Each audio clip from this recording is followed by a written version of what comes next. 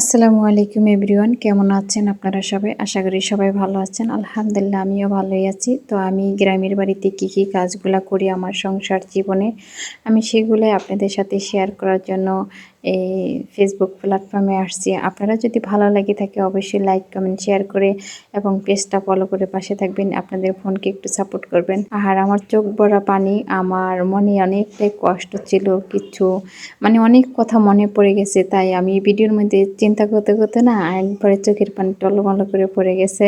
তো আসলে আপনারা এই ক্ষেত্রে বোঝাই যাইতেছে যে আমার চোখে প্রচুর পানি, আমি আর কোনো কথাই বলতে পারি নাই ভিডিওতে। তাই আমি চোখের পানি আটকানোর জন্য কত কিছু করি। তো এখন রান্না বাড়া শুরু করে দিলাম। তো আজকে এত কাঁচামরিচ দিছি, দিয়ে মশলা কষাইতাছি। শুকনা মরিচটা দিই নাই, শুধু কাঁচামরিচটা দিছি দিয়ে, আর মুরগি ভাইজা নিছিলাম। মুরগি ভাইজা এখন এই যে মুরগিটার ওই মশলাটার ভিতরে একটু কষাই নিতেছি। আর অনেক দিন ধরে আপনাদের ভাইয়া আমার কাছে একটা জিনিস খাবার চাইতেছে, আর আমারও হঠাৎ করে মন চাইছিল। তো মন চাওয়ার পরের থেকে আমি এই খাবারটা তৈরি করলাম, যে দেখি আমার ভালো লাগছে। এবং আমি অল্প করে তৈরি করিনি, সবার জন্যই তৈরি করছি যেন সবাই খেতে পারে। আর মুরগির মাংস একটু অল্প হলেও যেন একটু স্বাদটা আসে। অল্পই ছিল, আমার বেশি ছিল না। তো আমি যতটুকু ছিল অতটুকু দিয়ে তো মুরগির মাংসটা কষাই এখন আমি এই যে বড় পাতিলে দিয়ে দিলাম। আর এখানে কেটে রাখছি বেগুন, আলু, এগুলা কাটছি। আরও সবজি দেওয়ার ইচ্ছা ছিল এখানে, তো এখানে আর সবজি ছিল না যেহেতু, তাই দিতে পারিনি। তো এখানে পোলাও চাল নিচ্ছি আমি আধা কেজি পোলাও চাল নিয়েছি। আর ডাউল আমি এক পার্সেতে প্রায় আধা কেজির মতো ডাউলও নিছি, সব মিলেই 1 কেজি। আর এখানে নিলাম, তো নিয়ে আর সাথে বেগুন আর আলু শুদ্ধ মনে করেন 1-1.5 কেজি হবে, 1 কেজি 1.5 কেজির মতো হবে। তো সব মিলে 2-2.5 কেজি জিনিস, আর মুরগির মাংস মনে করেন 1 কিলো। তো সব কিছু মিলাই আমি এখন রান্না করতেছি। আর এদিক দিয়ে আমার রান্নাঘরে বসে বসে যখন আমি খিচুড়িটা রান্না করি, তখন এই যে এই ভিউটা আমি দেখতে পাই। তো আপনাদের সাথে শেয়ার করলাম। এখন এই যে ধান চাষ করব, সবাই ধানের গাছ লাগাবে।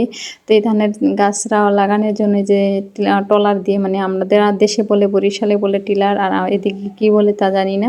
তো এই টিলার দিয়ে হাল চাইতেছে। তবে এই টিলারটা এখন অন্য রকম হয়ে গেছে, আগের টিলারের মতো টিলার আর পাওয়ার টিলার নাই। তো এই টিলার দিয়ে এখন চলতেছে।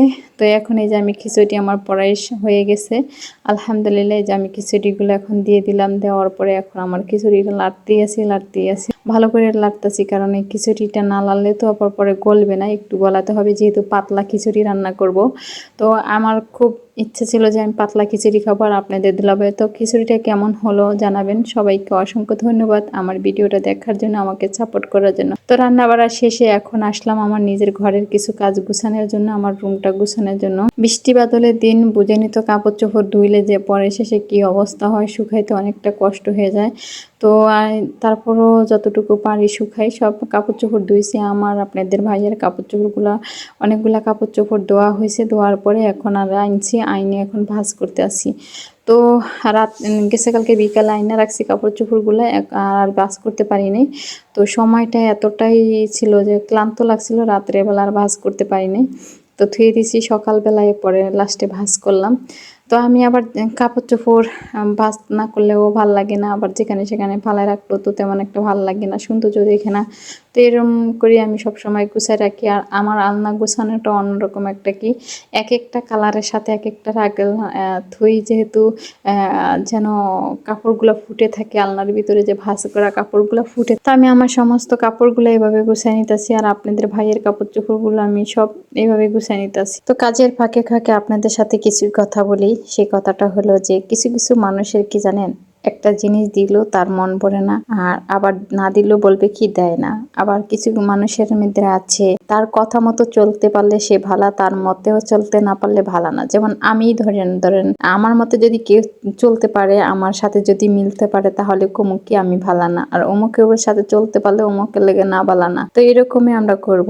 আর একজনের সাথে ঝগড়া লাগলে আরেকজন যায় কেন ঝগড়া করলো না, আরেকজন যায় কিছু বললো না, সেটা নিয়েও অনেকের ঘাও জ্বলে, শরীর জ্বলে, অনেক কিছু হয়। তো এরকম কিছু হয় আর কি, আমি দেখছি আমার চোখের সামনে অনেক কিছু ঘটে অনেক মানুষের সাথে। সাথে, বাট আমার সাথে কিন্তু আমি কখনো আমার নিজেকে মিথ্যাতে আশ্রয় দিতে আমার ইচ্ছে করে না। যেটা আমার হোক, গোপনে কারোর সাথে আমার কোনো কথা না বললেও আমি কিন্তু সামনাসামনি সব কথা বলতে খুব পছন্দ করি। এতে আমার দোষ হোক বা গুণ হোক সেটা আমি জানি না, কিন্তু যেটাই হোক না কেন এটা আমি সামনাসামনি বলতে পছন্দ করি, কিন্তু পিছনে কোনো কথা বলতে আমার খুব তেমন একটা পছন্দ হয় না। তো কারোর সাথে মিল দিয়ে চলতে পারলে, কারো কথায় যদি হয় হয় করতে পারেন তাহলে আপনি ভালো থাকতে পারবেন, আর যদি তার কথার উপরে জবাব দিয়ে দেন তাহলে কখনই আপনি ভালো থাকতে পারবেন না। কারণ আপনার মতো খারাপ বা আমার মতো খারাপ আর কেউ থাকবে না এই পৃথিবীতে। এরকমই কিছু কিছু মানুষের মুখে লালন পালন হয়। উচিত কথা বলতে গেলে কেউ কারো কাছে ভালো না। তো এই জায়গাটা অনেক সুন্দর লাগতেছে আর আমার কাছে খুব ভালো লাগতেছিল। তো অটোতে বসে বসে আপনাদের সাথে শেয়ার করতেছিলাম এইসব ভিডিওগুলো। আর এক জায়গায় গেছিলাম, সেখান জায়গা থেকে বাড়ি ফিরছি,